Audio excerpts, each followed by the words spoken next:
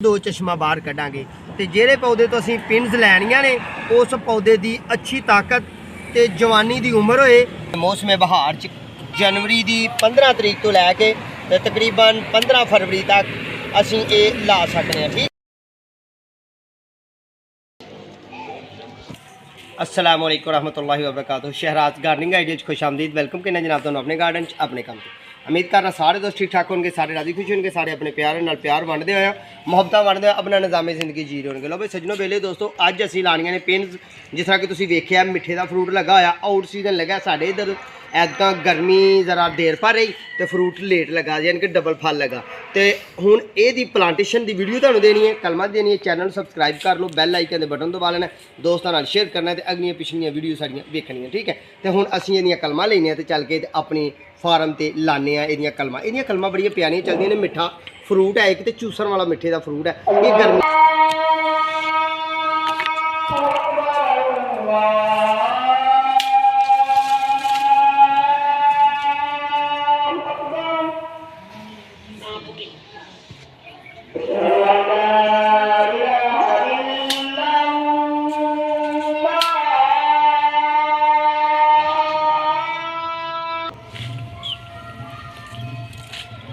लो जी Weaver असी ना तकरीबन अपन जिन्नियां सानू कलमा चाहिए सन पिन चाहिए सन उन्नियां असीं ले लिया ने।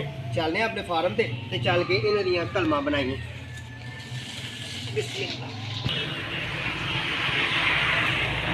असीं इहदियां कलमा लैके आ गए हैं मिठे दियां। ठीक है जी। जिस तरह कि तुसां लगा होया फ्रूट वेखिआ बिस्मिल्लाहिर्रहमानिर्रहीम। इहदी कलम इत्थों ला के कट्टनी है असीं। ठीक है जी। पिन्स एडी कट्टनी है तो ये काटने तो फिर इनू लाने ये वास्ते बेहतरीन मौसम ये है। तुसी जनवरी चढ़े जनवरी इनू ला लो तो पुंगर निकलन तो पहला तो फरवरी का महीना भी तुसी ला सकते हो 15-16 दिन। जूँ ही यदि नवे पत्ते निकलन नवियां कोंपल निकल आउण फिर इनू नहीं लाना मिठे के पौधे को। ठीक है जी। ये एयर लेयरिंग भी हो जाती है, कोंपल भी लग जाती है तो पिबंधकारी नाल भी प्लांट तैयार हो जाता है। तो फ्रूट प्लांट है मिठे का पौधा। ठीक है जी। कलमा कटने तो फिर लाने जी। ओ भाई भाई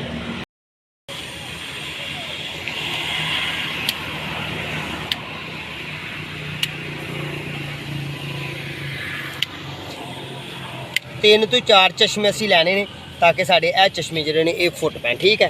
तो मौसम बहार च जनवरी की 15 तरीक तो लैके तो तकरीबन 15 फरवरी तक असी ये ला सकते हैं। ठीक है जी। लो वीवर तुसीं पिन्स बना लिया ने, कलमा बना लिया ने, चल के लाने इन्हों उगन वास्ते घट तो घट टैंपरेचर जो थोड़ा तो थोड़ा टैंपरेचर दोस्तों इनू चाहिए कलम नू उगन वास्ते थोड़े थोड़ा टैंपरेचर 20 सेंटीग्रेड। बिस्मिल्लाहिर्रहमानिर्रहीम। असीं ये 2 चश्मे ज़मीन के अंदर करांगे तो 1-2 चश्मा बाहर कढ़ांगे।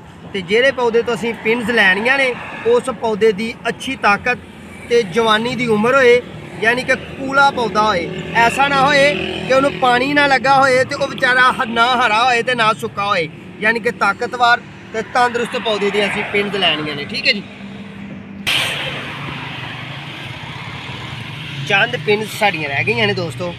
तो ये मिठे की पिन्स, मिठे की कलम, मिठे की एयर लेयरिंग, मिठे की ग्राफ्टिंग, मिठे की पिवांधकारी तो मिठे की कोंपल इस तरीके ये उगदा है। बीज तो कभी भी मिठे का प्लांट नहीं उगा क्योंकि बीज लावांगे तो वह खट्टी तैयार हो जाएगी। दोस्तों इस चीज़ को जरूर मद्देनजर रखना है, जरूर याद रखना है।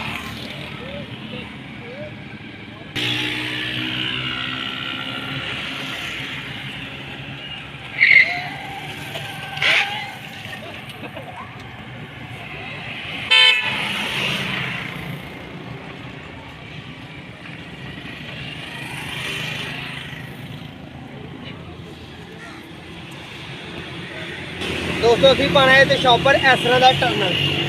ठीक है जी। वो टर्नल पाने पानी असी पहला ही देता है गिली थैली च, गिली मट्टी च, अच्छी वर्मी कंपोस्ट वाली मट्टी च।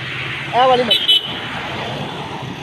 मट्टी है फल वाली, ये असी कलमा लानिया ने, शापर देना इस तरह। ठीक है जी। यह तारा ला दी ने, हुण शापर देने। ठीक है जी। वीडियो का अख्ताम करने शापर इस वास्ते दे रहे हैं कि रात का टैंपरेचर डाउन हो जाता है, दिन का टैंपरेचर अप हो जाता है, तो सारा हम बराबर का टैंपरेचर रहेगा शॉपर दित्तियां। ठीक है जी। दुआओं याद रखना, अपना तो अपने प्यारों का ख्याल रखना, साढ़े आकर दुआ करनी है। अगली वीडियो का इंतजार करना है। इंशाल्लाह दोबारा मुलाकात है जो नहीं देता अल्लाह नहीं देता।